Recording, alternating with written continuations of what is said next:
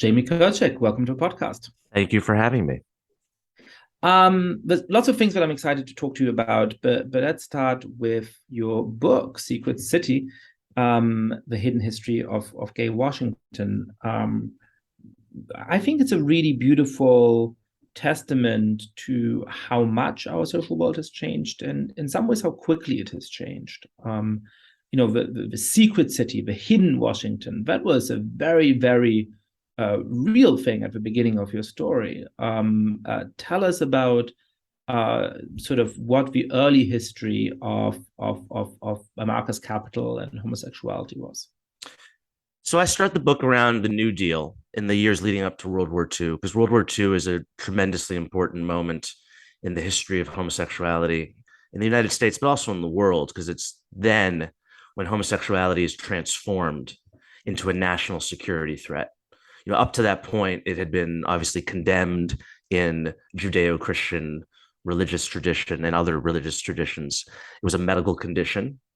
Gay people were often pathologized in sentimental institutions and lobotomized and castrated and subjected to all sorts of torture. Really, there's no other word for it. And it was illegal across much of the Western world. Although interestingly, lesbianism was not illegal in some places in Britain, nor actually in Nazi Germany. But male homosexuality was certainly condemned legally. And then what happens with World War II is that this concept of national security really takes shape in the United States. And the fear is that gay people, because they have this deep, dark, terrible secret, will be more liable to blackmail. And they will be more liable to, giving away confidential secret information to a foreign power because they want to protect this deep, dark secret.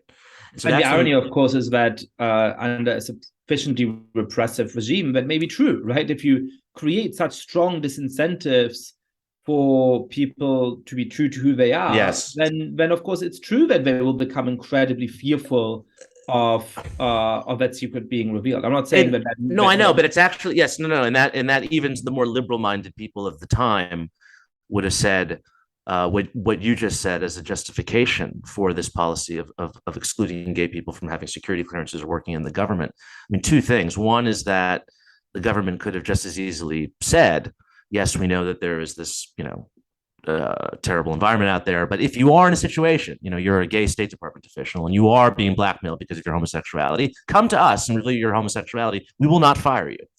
But more importantly is actually there was never in the United States a recorded instance of a gay person being blackmailed into giving away confidential information. In fact, there was a Defense Department study in the early 1990s when the gays and the military debate was gearing up again. And they studied over 100 cases of Americans convicted for espionage. And 6 of them were gay, but not a single one of them had anything to do with blackmails because of money or ideology. And in fact, the origins of this myth are traced back to pre-World War I Austro-Hungarian Empire, where there was the head of their counterintelligence service was a man named Colonel Alfred Radel, who was selling secrets to the Russians. And he's discovered in 1913, so just before the outbreak of war. And he's later blamed by the Austro-Hungarian regime as basically being the man who, led the country into war. It turns out that he was gay, but we wouldn't know this many years later until after the archives were opened, the Russian archives were opened. He was not blackmailed into his treason. He was extremely greedy. He had multiple houses and cars and a huge wine cellar.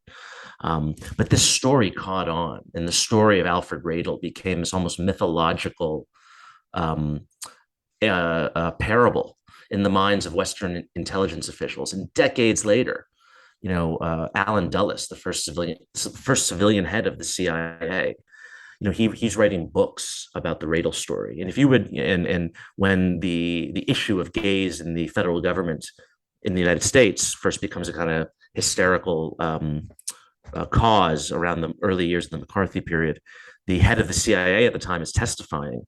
This is in 1950. He's testifying about the presence of homosexuals in the intelligence services. And the only example he can come up with is the story of Colonel Radel. Oh, wow. So it's not just that the story sort of becomes naturalized and people that's sort of where the fear comes from. People forget the story, is that story is actually kept alive for decades and decades. And I bet if you would talk to sort of, members of the BND, right, the German post-war intelligence, they would have, maybe in the 60s or 70s, right, when gay people were still prevented from serving in those institutions, they probably would have mentioned the Radel case. It was that well known within sort of Western intelligence lore. And it's not until it's not until the early 2000s that it's disproven. And so, as you were saying, obviously, being gay was incredibly hard in Washington or anywhere else before World War II. But these fears about national security ramp up during World War II, I suppose, and then during the Cold War. Yeah. How does that transform life in Washington, D.C.? Does that make things worse, I presume? Yeah. I mean, I say that being a gay person, and particularly a gay man, in Washington in this period of the early Cold War, the 50s, was like being a dissident in an East Bloc country. I mean, when you think about it, your bars are being raided and you're being arrested, and maybe your name is put in the newspaper the next day. Your mail is being confiscated, right? They're the first real gay rights case at the Supreme Court was in 1957. It involved a magazine called One, which was a magazine for homophiles. That was one of the preferred terms for homosexuals. It was not at all pornographic. It was just sort of a literary intellectual magazine. It was impounded by the Postal Service, and its editors were charged with obscenity. So your mail was confiscated, your magazines were taken. If you were organizing politically in the early 1960s, the first sort of gay rights organization in the United States is founded in the Hay Adams Hotel. That meeting was surveilled by the local police and the FBI. And so, yes, being a gay person was you were constantly surveilled. I mean, your life was under a microscope, and there's a real sense of tension. And I say that actually being a gay person was worse in American politics than being a communist, because a communist could become an ex-communist, and he could, rat out his former comrades. He could denounce the party. And in fact, some of the leading and most important figures in the early American conservative movement were ex-communists. A gay person could not do that. Once you were outed or even accused of this, it would never go away. And in fact, there's one figure who I write about extensively in the book who sort of embodies both of these, Whittaker Chambers, who's at the center of this, the first major spy drama of the Cold War involving a man named Alger Hiss, who was a former State Department official.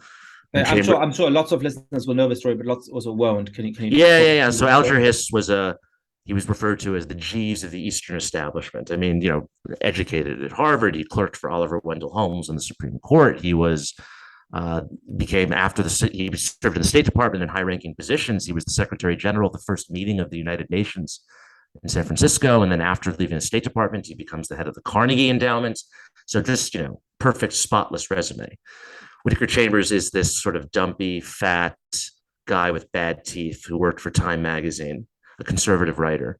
And in August 1948, in the first live televised congressional hearing in the United States, and the hearing it's before the House Un-American Activities Committee, which had just been founded. Well, it had been founded actually during World War II as an anti-fascist organization, but now it obviously changed its stripes.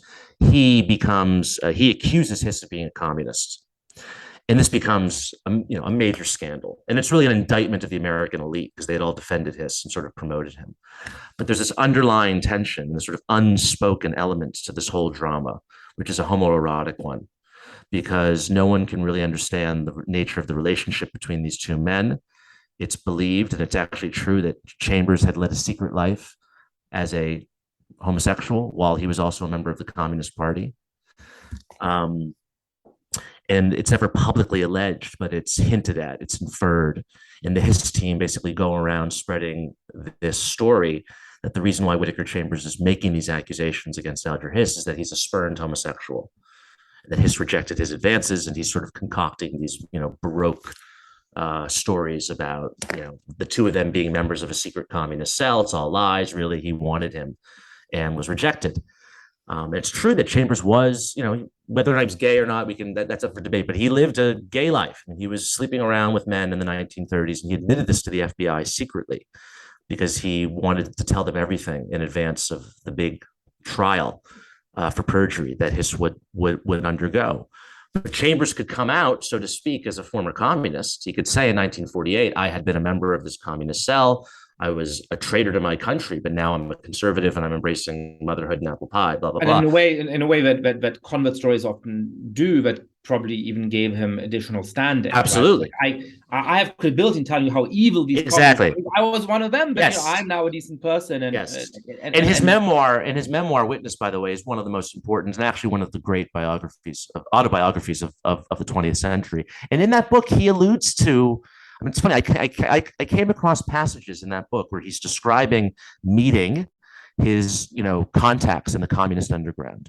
And he's describing going up to a newsstand and taking a particular magazine off the newsstand, maybe turning a page, looking at the man next to him, and he's sort of sending signals by the particular magazine he chooses, and then they would go off and then exchange secret documents.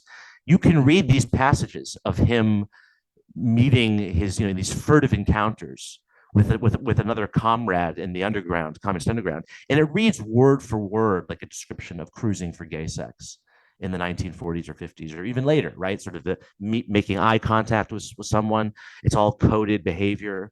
And so I hate this term as a verb, but I sort of queered his memoir in a way. I read his memoir looking for these hints, and so no one had really, most writers, when they write about the Hiss Chambers case, they're not, this is sort of a side drama in it, whereas I think it's actually central to the story of the Hiss Chambers confrontation and really the early years of the Cold War. And that's what I try to do with everything in this book, is really look at how homosexuality, or more accurately, the fear of homosexuality, influenced everything from the formation of the CIA, its rivalry with the FBI in the early years of the Cold War. McCarthyism there's just a whole, homoerotic tinge to McCarthyism.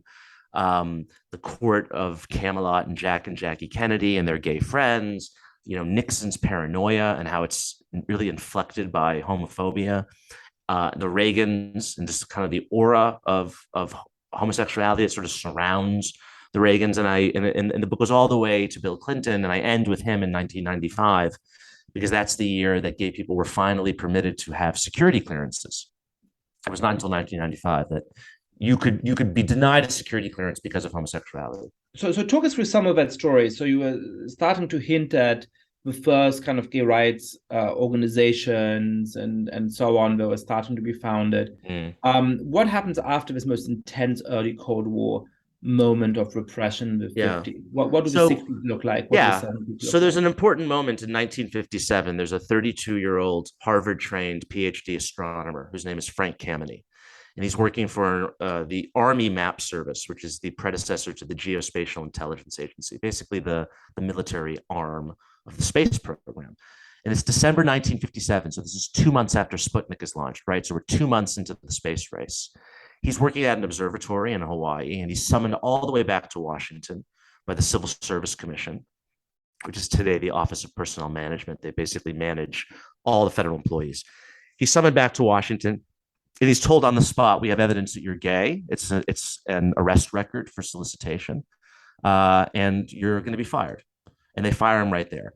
And what Frank does is sort of revolutionary. He becomes the first gay person fired by the federal government to decide he's actually going to challenge this.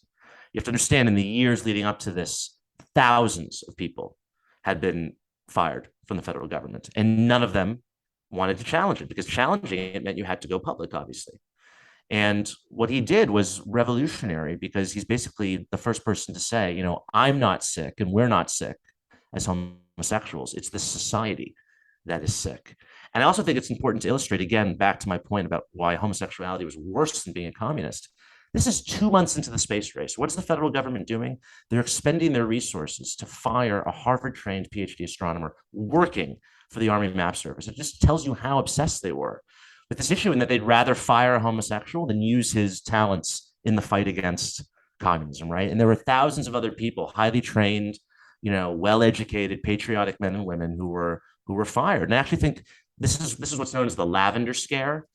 And it's worse than the Red Scare, because the Red Scare was actually predicated upon something legitimate, which was the fear of communism. I mean, it was exaggerated, the fear of communism, but we were right to oppose communism. It was an evil ideology.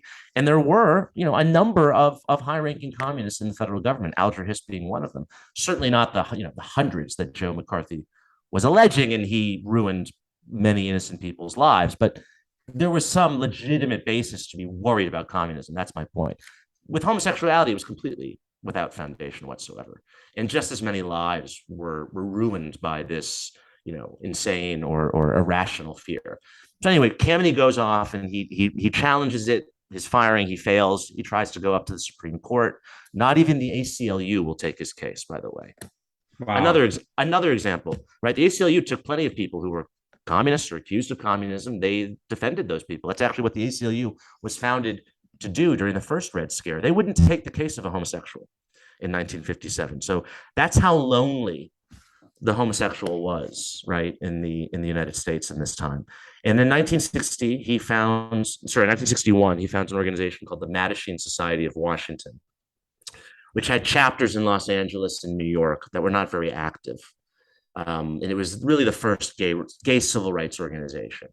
And they're petitioning the Civil Service Commission. They are protesting outside the White House in 1965. This is 4 years before the Stonewall Uprising in New York City, which we're sort of led to believe was the birthplace of the gay rights movement. I actually argue it began earlier in Washington, D.C., not in New York City. And is this a form of local patriotism as a Washingtonian, or why do you think it's important that this moment, 1965, is overlooked and Stonewall is sort of turned into this iconic moment? Well, I think it's done for the reason this has happened is for kind of latter-day political purposes, and that there are. I don't want to down. I mean, look, Stonewall was important, right? This was gay people, gay men and women fighting back against police harassment in 1969, which was common. Police harassment. I think the reason why Stonewall is sort of the importance of it is exaggerated over that of the Mattachine Society in Washington. It's a sexier story, and if you're in favor of a more liberatory, radical politics, then you want the founding myth of your movement to be, drag queens throwing cobblestones at cops in New York City, fighting back, as opposed to neatly dressed men and women in Washington, D.C., marching in an oval. And they're very clearly modeling themselves off the African-American civil rights movement. All the men are in jackets and ties. The women are all in blouses and skirts below the knee. They're holding up these placards that, word for word, very similar to civil rights slogans, right? Homosexuals demand equal rights and whatnot.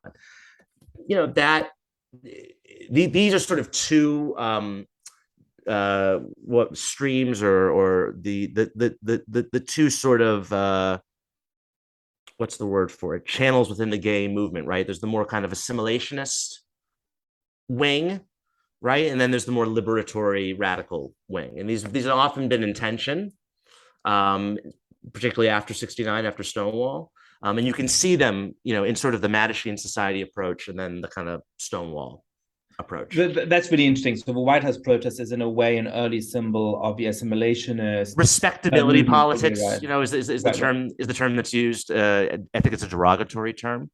But yeah, right. that's and on the other hand, it's the sort of like, no, the whole point of the gay rights movement should be to challenge all of bourgeois society and sort of help overthrow it and so on. Yes. And as you're saying, that's a tension that continues to the this gay day. rights movement to this day. And sorry, there's some noise in the background. Give me a sec. I don't know how audible that is, but give me 1 second. Let me just something. Go ahead. When we fast forward a little bit further to the important essays that some of our mutual friends and acquaintances like Jonathan Rauch and of course Andrew Sullivan write in defense of the idea of gay marriage, they describe some of the blowback to the idea, of course coming from the right and of course coming from conservatives and so on, but a lot of it also coming from people within the gay rights movement on the left of the movement who are saying, hang on a second, marriage is terrible. We don't want marriage. We want to overthrow the whole system. So how does that play out both intellectually and on the ground in Washington in the decades after? Right. So in Washington, you don't really see much of this. And I think that's because the activists and just the people in Washington were dealing with the daily realities of government. And look, Washington is a unique city. It's people from all over the country come here, from the most conservative rural districts and the most liberal urban bastions, right? And they all come here and they all have to work together to make this country work. Um, and so I think that made the gay scene, in many ways, more small c conservative, right? Because people were working for the federal government. And even if you're working for a liberal congressperson, a very liberal congressperson, you have to compromise and you have to be pragmatic. And so the movement here, which I have to be clear, my book is not really it's not a history of the gay rights movement. It's a history of, like I say, sort of secrecy surrounding homosexuality in government. So I'm not, there's other books that are better histories on the movement, but the elements of the activist community in Washington, the gay activist community, was more kind of pragmatic. It's not for nothing that ACT UP is founded in New York City. That's like the direct action AIDS group, where they're throwing condoms at the Cardinal at St. Patrick's Cathedral in New York City, right? They're doing die-ins on the Brooklyn Bridge. Obviously, there's very kind of radical left-wing gay politics in San Francisco. It's not really that. It's not in Washington, and I think that has to do with the fact that this is the seat of federal power. That's interesting. So you alluded that by 1995, the sort of ban on security clearances for homosexuals is lifted. What does that moment look like? Because it's kind of a mixed moment, right? You still have to announce on talent in the military. Absolutely. Yeah. You have a Defense of Marriage Act that is passed, and at the same time, you see sort of some forms of liberalization, and of course a growing cultural acceptance, for still slow in the 90s. So what allowed Washington DC and the country to make that progress by the 90s, and why was the progress then so fast after the 90s? Why is it that things look so much better on many of these fronts today than they did in the mid 1990s? I mean, I think at the end of the day, it really just comes down to biology and the fact that gay people are randomly distributed across the population. They are of every color, religion, race, class, political outlook. So you have a situation where when the national polling companies like Pew or Gallup or whomever, they're asking Americans, do you know a gay person? They start polling on that question in the early 1970s, and it's 2% or less. Now, obviously, those people did know gay people. They were just in the closet, right? Now, the latest polling shows that 94% of Americans know a gay person. And I just think that over time, you have all these gay people coming out of the closet, these growing numbers. It soon becomes a fact that every American knows somebody who's gay. Maybe it's just the mailman or a teacher, right? Or an acquaintance. Maybe it's a child, which is not to say that all these gay people had it easy. Certainly many of them didn't. But over time, I think just the sheer fact that gay people are, let's say, 2 to 5% of the population, and they're not going away, and attempts to change them, to convert them into heterosexuals fails. Just over time, that becomes obvious to people that at the end of the day, gay people are really no different from straight people. Like that there's this condition, whatever word, maybe that's too, that's maybe that comes off as derogatory. It's an aspect of human existence, really no different than being left-handed. It's a morally neutral trait, right? And so we go from, like I said at the beginning of this book, we go from this phenomenon that is really considered the worst possible thing. I mean, I don't think it's wrong to say that gay people were among maybe the most despised minority in the United States. I mean, their very existence was criminalized. To go from that to where we are today is, to me, I mean, I think it's safe to say it's the most dramatic and rapid social transformation in the West, in American history. Certainly the polls would show that. If you just look at attitudes on homosexuality and gay marriage, there's no other issue where there's been a more rapid or dramatic shift in public opinion. And so I think that's worth studying anyone who's interested in politics and social change, no matter what your interest lies in, no matter what cause it is, or whether you're right or left. I mean, the success of not even the gay movement per se, but just sort of that the transformation in public attitudes on homosexuality, I think, is a phenomenal, sort of amazing social science inquiry. There's a few other liberalizations of opinion that are similar, perhaps not quite as extreme, but one of the really striking ones to me in America is that in the early 1960s, only about 1 in 20 Americans believed that interracial marriage was morally acceptable, and now about 1 in 20 people believe that it's morally unacceptable. So that is really just flipped on a dime, and that to me feels very significant as well. But what do you, and I agree with you about this sort of snowball effect, right? That if you're in an equilibrium in which nobody can come out because the penalties for coming out are so extreme, then it's very easy for people to have terrible opinions of homosexuals. They don't know them, and exactly. This is actually one point I want to make, is that it goes back to the secrecy issue. When homosexuals were secret, you could say anything about them and get away with it.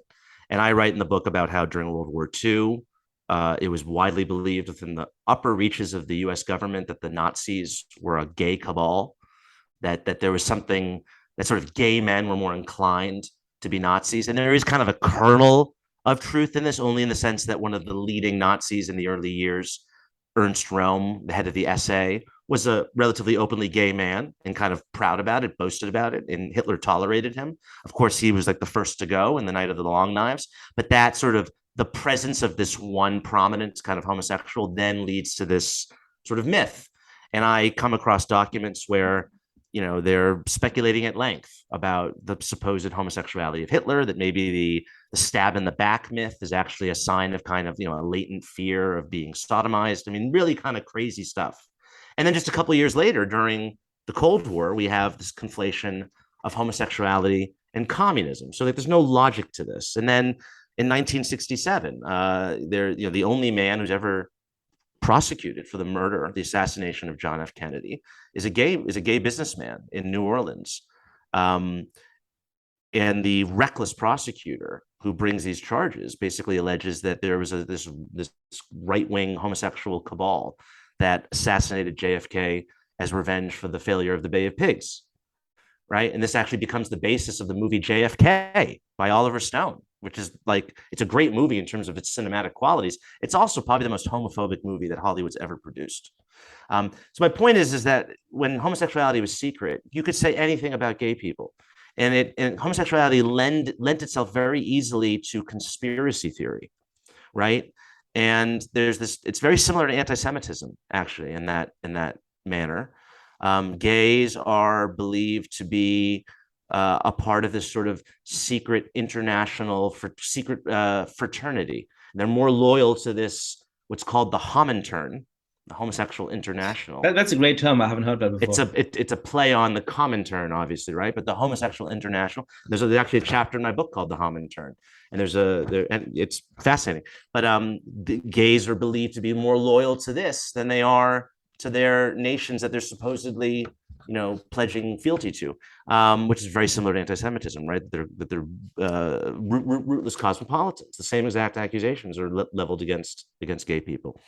And so once gay people start coming out, then this sort of homophobia becomes kind of plainly absurd and ridiculous. And I think when you read my book, I think it'll surprise a lot of people, the things that were believed about gay people, because we thankfully don't believe those things anymore. Yeah, one of the things that I find, especially talking to my students, but also in the discourse in general, is that people have forgotten just how bad things were. And, I have students who tell me, we're going back on gay rights, and, this is, one of the worst moments in American history to be a gay person. And, whatever you may think about some of the developments in the last years and whatever legitimate concerns, minority groups always have about how they might be victimized in the future, it is just nuts to compare what it is like as a gay person today in the United States to what it would have been like in 1950. I mean, it's absolutely. Just, I mean, one of the things I learned and received writing this book was having an enormous sense of gratitude to be a gay person born at the time I was born. I'm 38 years old. I mean, and I think it's safe to say, it's fair to say that being gay has never really hindered me in any professional endeavor that I've chosen. That was so not true for so many people born just a little bit earlier than me, right? If I'd been born in 1973 instead of 1983 or certainly 1953 or 43, my life would have been very different. I would not have been able to do the things that I've been able to do. And so that makes me very uh, happy. It makes me it makes me very grateful to the gay people who came before, who really suffered and went through a lot to create a better country, not just for gay people, but for straight people too. I think straight people have less hangups about their own sexual orientations and gender presentation in particular because of what gay people did, right? So I think, for instance, I think straight men can show more affection for one another now without being, paranoid about having their manhood called into question. I think we've come to a more enlightened view and attitude towards both sexual orientation and also gender presentation. And that's largely to the credit, I think, of earlier generations of gay men and women. And presumably, I mean, even over the course of your lifetime, there has been significant change. I mean, I'm thinking of politically someone like Pete Buttigieg, who is a couple of years older than you, is pretty much exactly my age, 40 years old. Who, when he was at Harvard, I assume he believed that, if you were to be openly gay, he wouldn't be able to be president of his country. And while there might still be some obstacles today, he came close to winning the nomination of the Democratic Party for president. And in fact, was sort of mocked by some activists for not being sufficiently gay, whatever that means, for not being gay in the right ways. Or certainly within my lifetime, my mom is a musician, and stereotypical as that sounds, that means that I grew up around a good number of gay people who are singers and so on. But in my school, practically nobody was openly gay. And I, came again from a background that was certainly sort of encouraging of homosexuality in a certain kind of way. In something that horrify certain Republicans today. My mom took me to a drag show when I was 13 or something. Oh no! So it's not like the message that I received was homophobic, but certainly growing up in that milieu, I remember worrying about people thinking I might be gay or something like that. I mean, that was just something. Well, there's actually a line. Yeah, there's a line in my book where I say the greatest fear of the American male is that he will be homosexual. And I'm writing about that in the context of my book, right? And so I don't think that's still the case. I hope it's not still the case. But I think it's fair to say that until quite recently, the greatest fear of every American boy and man is that he might be gay or perceived as gay. Well, and you see that in weird debates about, when Friends came on to Netflix, and, a generation of people who'd never seen it sort of watched it, and they decided that it was sort of, politically unacceptable in all these ways, most of which were silly. The problem of Friends, of course, is just that it's not funny. But there are all these storylines about people being afraid to be perceived as gay. And I sort of read them, and I'm not an expert on this, I read them as sort of making fun of that, right? I think that within the context of the 90s, these were probably seen as reasonably progressive storylines that were sort of self-ironic or ironic about, were making fun of this sort of fear of homosexuality. But, from today's vantage point, they just read as homophobic because I think to some extent, thankfully, we have lost that fear. Yeah, I think it's fair to say. So what, if we think of the gay rights movement as just a movement of incredible success, of really transforming the lives of gay people in the country and transforming how people think about homosexuality today. To what extent is that replicable? To what extent can other movements, whether it's, let's say, the trans movement today, or whether it's movements for the equality of other kinds of groups, not necessarily sexual groups or gender groups, learn from it? Well, I because of this biological factor that I mentioned earlier, the fact that gays are randomly distributed, that is an advantage that other groups don't have, right? So the average white family. Trans people might presumably, but not African Americans. Yeah, African, right. So I think that's why, the racial discord in the United States is, has not, or I would say the race issue we haven't as progressed as far as one would have hoped as we have with the gay issue, right? Because, you could one day have a gay son or daughter. It's still, if you want in this country, you can live a pretty segregated existence. It's much easier to go through life that way. Unfortunately, in the United States, we do segregate still. Right. I mean, you could, of course, have by the strange alchemy of American racial thinking, a black child, but only if you choose to procreate with somebody. Precisely. It's certainly not sort of like, it's right. At the age of 18, your child springs on you, but exactly. they're Latino or black or something right, like that. Right. So that is a huge part of this. But in terms of the other, we haven't talked about it yet, but now we will. What was the other reason why? I think it had a lot to do with persuasion, which is the title of, I believe, the auspices under which we are having this conversation. That is correct. Thank you very much for pointing it out. Which is that gay people successfully persuaded the country that their cause was just, right? And that these things that you were led to believe about gay people, that they were pedophiles, that they were diseased, that they were sick, that they were traitors, that they were sinners, all these terrible things were wrong. And that took many forms. It took, Ellen coming out on national television. It took openly gay politicians in the late, the 1970s and 80s. It took, just the average gay person coming out to their coworkers and friends. It took Will and Grace. It was Joe Biden who credited Will and Grace with being the most sort of important cultural artifact in terms of promoting tolerance and understanding of gay people. So it took all these things. And, was there an element of boycotts and browbeating and canceling? There's a side of the gay movement that would like to stress, that the kind of using political force to smite one's political enemies. Sure, there was. I don't know how useful that was, frankly, at the end of the day.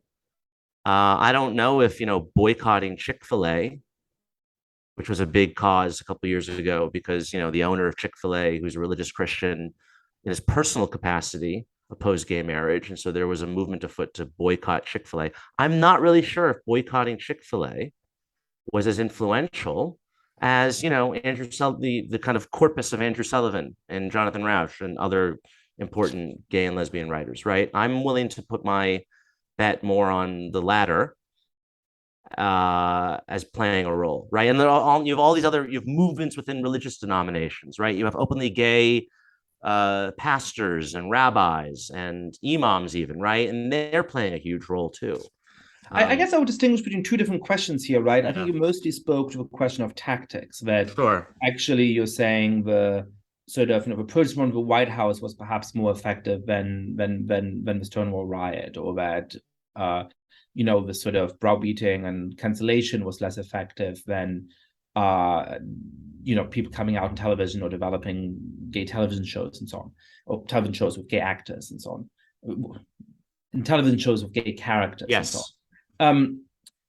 What about the goals, though? Because yes. It strikes me, when you talk to someone like Andrew Sullivan, what he emphasizes is the difference between the goals, right? The difference between, through the agency of us marginalized people, we're going to blow up the system and change what this whole country looks like, versus, hey, nice system of marriages you have over there, we want in, right? We too love each other. We too want the security that this legal and social institution affords us. And by what good measure are you keeping us out of it? By what good measure are you saying that our love counts less than yours? How do you think does the gay rights movement also suggest that the nature of the goals matters, and that groups that want to be successful need to emulate that? Absolutely. I think it's the assimilationist argument, for lack of a better word, and saying that gay people don't want to destroy these institutions. They want to join them and strengthen them, which is why marriage and the military were the two major causes of the gay rights movement in the 90s and in 2000s, and were successful in achieving those. And, I would compare it to, defund the police or do we want to reform the police so that people of color are not being discriminated against, right? So the defund the police arguments would be similar to, screw marriage. We think marriage is a bourgeois patriarchal institution, and we actually do want to destroy it, right? Which there are radicals in the gay movement who were saying such things. I don't think they represented many people, and they were largely ignored. I think that's kind of the equivalent of like the defund the police, right? And you could come up with all sorts of analogies, right? So yes, absolutely, it was an argument based on equality. It was an argument based on pragmatism, on procedural and using procedural tactics. Um, it was an argument really rooted, I think, actually in the ideals of this country. And if you look back at Frank Kameny has a voluminous written record of letters to every public official, right? Every president he was writing letters to. He was an extremely eloquent guy. And he is constantly making reference to the Constitution and the Declaration of Independence. This is not a Marxist revolutionary cause. This is a very, dyed-in-the-wool American. I mean, he's modeling himself on Martin Luther King in the arguments of the African American civil rights movement. So, as this conversation has made clear, I think you are, in a philosophical sense, a liberal. Broadening the subject a little bit, how do you think of threats to liberalism in the United States today? And does the liberal tradition, which, as you argue, I think rightly, has been able to afford us great progress on questions like gay rights, how will this liberal ideology come out of this moment? Do you think that it'll prevail? I mean, look, there is no greater tool that gay people had in this country than the First Amendment, and in all its forms, freedom of expression and the freedom to assemble. Right? That's what gay people were denied, in the personal individual sense, and that they didn't come out of the closet, but also they couldn't, like I mentioned the Supreme Court case, they couldn't even write arguments in their favor until that was overturned. And then, assembling in a bar, right, was illegal. You couldn't serve alcohol to homosexuals in most American cities. That's why Stonewall erupted into a riot, because the police were raiding the bar. So gay people have had no better ally in their cause than free expression and First Amendment. And it pains me now when I look at the polls from, FIRE, the Foundation for Individual Rights and Expression, and they poll young people, and you see that self-identifying LGBTQ young people are actually more supportive of shouting down, disinviting, certain speakers than their non-LGBTQ peers. That really pains me. I was thinking about this at the beginning of this conversation when, you talked about this incredible power of federal bureaucracy being used to fire people for being gay. That's a true form of cancellation. And to shut down these publications. And it just strikes me as such a weird tension today where, activists are saying, the whole society is secretly racist or secretly homophobic and transphobic and all of those different things. And at the same time, many of those activists also want to empower those same bureaucratic institutions and corporations and universities and all those other places to have a power to censor what we can say and who can assemble. And I think our history is just such a strong testament to how dangerous that is. Absolutely. And yeah, I don't know what to say. It just boggles me. If you read the history of gay people in this country, it is a story of transparency and expression winning out over, secrecy and shame and being quiet and silenced. I just think and this probably applies to a lot of the conversations you have with people. I think for a lot of people, they don't have principles. They want power. And once they get power, then they want to exercise that power, right? And so the left in general was the party of free speech, because it used to be the left that was screwed for expressing their free speech in this country in most cases, right? You go back to the founding of the ACLU. Who was it founded to protect? Anarchists and anti-war activists. And then you go through the civil rights movement, the gay movement, the women's movement, radicals on campus, all sorts of left-wing causes and progressive causes being shut down. But now that those people now run these institutions, particularly academia, where they have the most concentrated control, a lot of them just they're not sticking true to their principles because they now have the power, right? And I think that's to make your adherence to principles, solely conditional on whether or not you have power, I think is very dangerous. How worried are you about the quote unquote post-liberal right, whether it's in the form of sort of nationalist conservative governors like Ron DeSantis, or whether it's in the form of sort of quote unquote common good conservative intellectuals like your old friend Sohrab Ahmari? I find it hard to see how attitudes about gay people and homosexuality can really go backwards. I mean, I shouldn't say never. You should never say never, right? Because look at Berlin in the 1920s, right? Look at Weimar Berlin. We've all seen Cabaret. It's a great place to be gay, or gender variance, or whatever. Weimar Berlin was a fun place, and then what happened after, right? Obviously, so I suppose this analogy presumably is that it was sort of before the era of opinion polling, but I assume that if you polled the German population on homosexuality in 1925, most Germans would have been very homophobic. Absolutely. These liberal enclaves, these enclaves of libertinism, yes, like the big cities existed, right? You go ahead and live. That feels very different from today. Sure. Yes, you're right.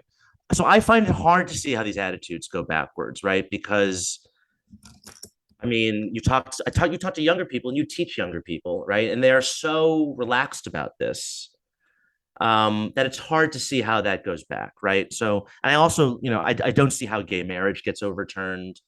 I'm asked a lot on this book tour, well, don't you think that the overturning of Roe versus Wade could lead to the reversal of the Obergefell case? I just don't think I think it's very unlikely, just because Clarence Thomas was the only justice to even raise that possibility. The others were explicit in opposing it.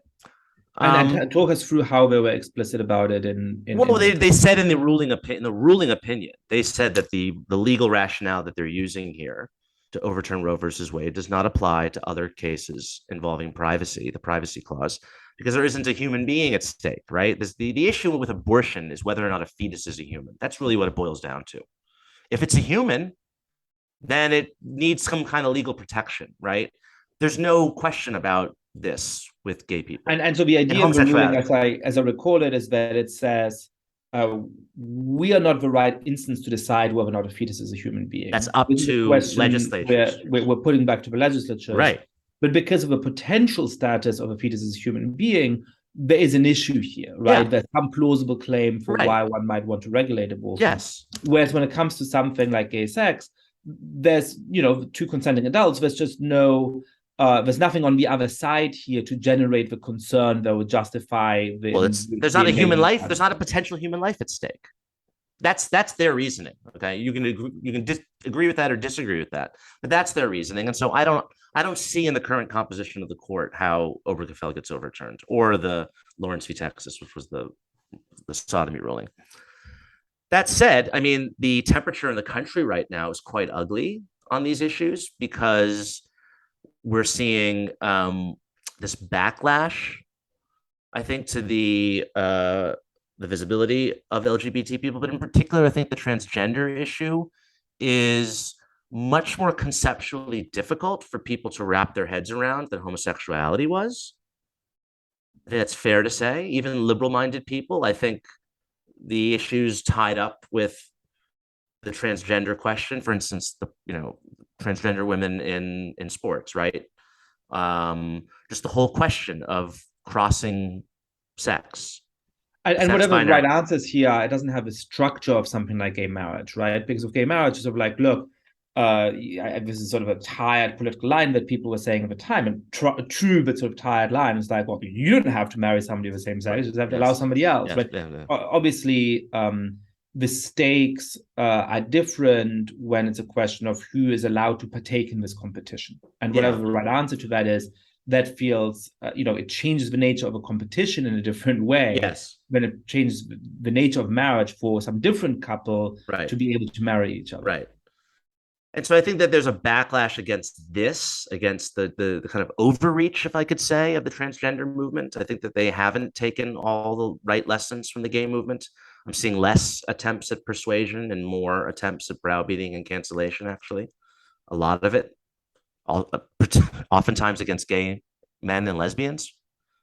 And that's generating a backlash. And, I just read a news story before I logged on today about a pride festival in Tennessee is now being forced to hold it indoors because there's security threats, armed, like threats of violence. Okay. And so this is tied up with, I think, just a lot of the problems we're having in this country right now, the tribalism, polarization, and, you discussed that in all its many guises.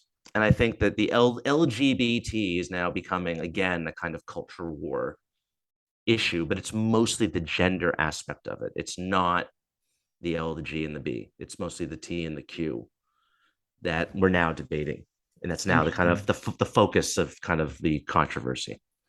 I guess so. So let me push you on sort of how secure those rights are, because they feel very secure to me right now as well. I agree with you that I can't imagine 10 or 20 years from now, and perhaps in our lifetime, gay rights really taking a very significant step back, or maybe certain kinds of steps back, but not a huge step back.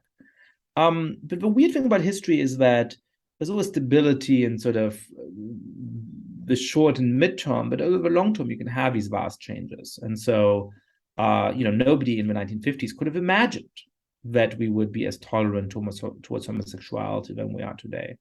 And perhaps this is, in a positive sense, a case where Humpty Dumpty can't be put back together again, right? Where once people are out, and it generates that tolerance because you know your cousin, you know your neighbor. It's just very, very hard to get people back into the closet and to spread those lies again. And perhaps there's just no mechanism for that to happen. Let's hope that's the case. But, if you ask me 100 or 200 years from now, what will things look like? I don't know. There's a lot of evidence from other societies today and from the history of humanity that human societies often do have very, very repressive norms about homosexuality. And I'm asking that to you in part as somebody who's gay, but so that sounds like I'm gay. I'm asking that to you in part since you're gay, but also in part because we're both Jewish, right? I can't imagine 10 or 20 years from now, the United States being a place of intense anti-Semitism such that Jews are imperiled. But given the long history of persecution against and suffering of Jews over the last thousands of years, I can easily imagine that being the case in 100 or 200 years. Who knows? Yeah, I'm actually less optimistic about the future of the Jews in this country than I am of gays. How come? Probably because anti-Semitism has been so enduring and just never seems to go away, and actually seems to be getting worse and has been getting worse over the past 20 years, I think, since 9/11.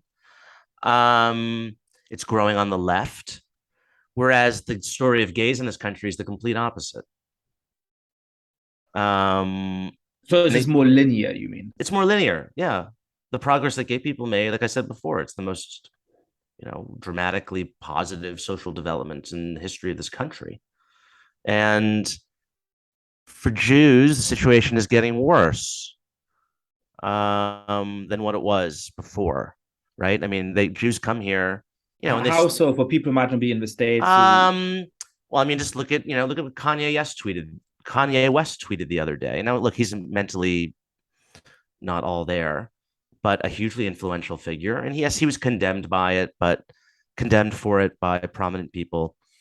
But certainly the tenor of our politics, I mean, having openly elected officials now in the Democratic Party, making openly anti-Semitic statements is not something that happened with such frequency 10, 15 years ago.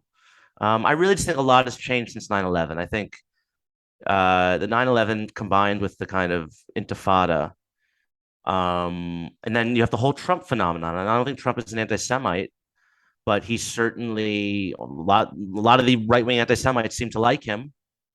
He opened up a can of worms. We're becoming a society more prone to conspiracy theories on right and left, which is never good for the Jews. You look at the situation on college campuses where the anti-Zionism is.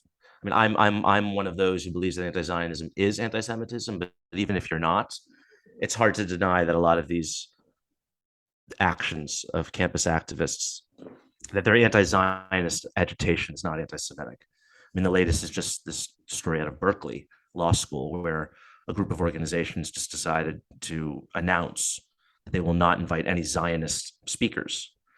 That's the word they use, Zionist. I mean, there was a comedian last week, a Jewish comedian in the Midwest, doing a show somewhere, and a woman just started shouting "Free Palestine" at him. I mean, this is anecdotes, okay, but the data shows it too. You look at the data, you look at the FBI hate crimes database.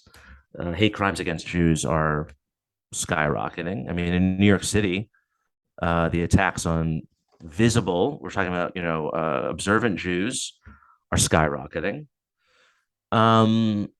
And people don't seem to care.